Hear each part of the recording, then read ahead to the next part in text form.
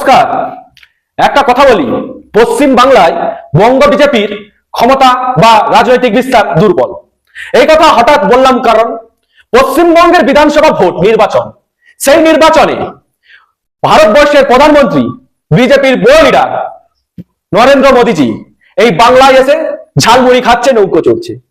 মোটা ভাই যাকে বলে অমিত শাহজি, যিনি এই বাংলায় এসে ঘর ভাড়ায় নিয়ে থাকছে কারণ একটা 72 বয়সী ঊর্ধ্বের বৃদ্ধা মহিলাকে হারানোর জন্য। আমি তো অবাক হয়ে যাই, এরা অন্যান্য রাজ্যে কিন্তু বিধানসভা ভোট হচ্ছে, সেসব রাজ্যে কিন্তু যায়নি, সেসব রাজ্যে কিন্তু ঝালমুড়ি খায়নি, সেসব রাজ্যে কিন্তু নৌকা চড়েনি, সেসব রাজ্যে কিন্তু ঘর ভাড়া নিয়ে থাকেনি। কেন পশ্চিম বাংলায় পড়ে আছে বলুন তো?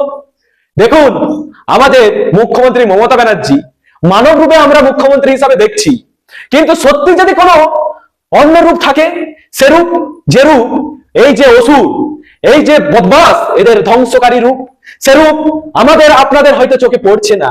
যারা অসুর রূপের ভিতরে হিংসা জমে রাখেছে তাদের হয়তো চোখে পড়ছে, তাই এই বাংলায় বরং দৌড়ে আসছে, এটা কিন্তু আপনাদের ভাবতে হবে। তাই আমাদের বাংলার বাড়ির মেয়ে, বাংলার অগ্নিকন্যা মমতা ব্যানার্জিকে বিজেপির সমস্ত লিডাররা ভয় করে রাজনৈতিক সূত্রে।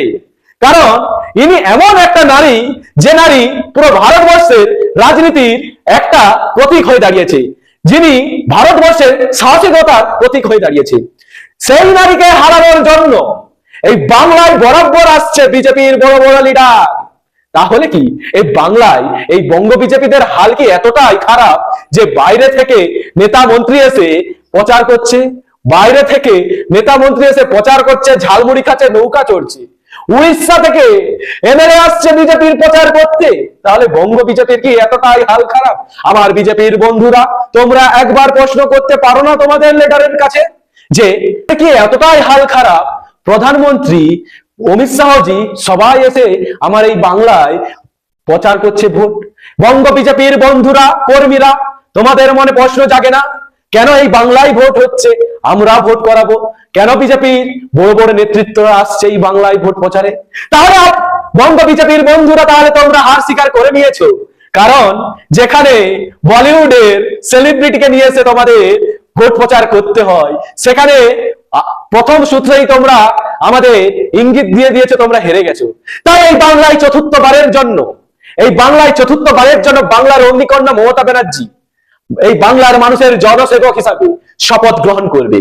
তার সঙ্গে আরো একটা কথা বলে রাখি, দেখুন, এই বাংলায় সম্প্রীতি সংস্কৃতি বজায় রাখার জন্য যদি কোনো দল থাকে, সে আমাদের মামাটি মানুষের দল তৃণমূল কংগ্রেস।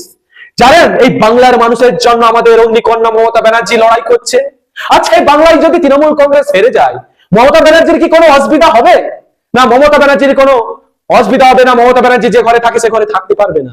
অসুবিধা হবে এই বাংলার গরিব মানুষদের, অসুবিধা হবে এই বাংলার মধ্যবিত্ত মানুষদের। আপনারা জানেন তো, বিহারে ভোটের আগে বলেছিল 10,000 টাকা করে দিয়েছিল, কিন্তু ভোটের পর বিজেপি ক্ষমতা আসার পর সেই 10,000 টাকা করে তুলে নিয়েছে। আরো বলি, বিহারে মন্দিরগুলোকে কি করে ধ্বংস করেছে। আপনারা কি এখনো বুঝতে পারছেন না এই বিজেপির চক্রান্ত? তাই 29 তারিখে বাংলার সমস্ত জনগণকে, জনার্দনকে আমার একটাই কথা, উন্নয়নের স্বার্থে, সম্প্রীতি সংস্কৃতির স্বার্থে জোড়া ফুল চিহ্নে ভোট দিয়ে মমতা ব্যানার্জির হাত শক্ত করুন। কারণ এই বাংলা সংস্কৃতি সম্প্রীতির বাংলা, এই বাংলা রাম রহিমের বাংলা, এই বাংলা আমার তোমার বাংলা, এই বাংলা আমাদের বাংলা। তাই যারা বাইরে থেকে, বাইরের রাজ্য থেকে এসে এই বাংলায় ভোট প্রচার করছে, তারা সত্যি কথা বলতে এই বাংলার সংস্কৃতি সম্প্রীতি বোঝে না, এই বাংলার মেলবন্ধন বোঝে না। তাই আপনাদের 29 তারিখে জোড়া ফুল চিহ্নে ভোট দিয়ে চতুর্থবারের জন্য আমাদের বাংলার অগ্নিকন্যা মমতা ব্যানার্জিকে এই পশ্চিম বাংলার জনসেবক হিসাবে আপনাদের শপথ নিতে সাহায্য। জয় হিন্দ, জয় বাংলা, বাংলার অগ্নিকন্যা মমতা ব্যানার্জি জিন্দাবাদ, অধিনায়ক অভিষেক ব্যানার্জি জিন্দাবাদ, জয় নন্দীগ্রাম। নমস্কার।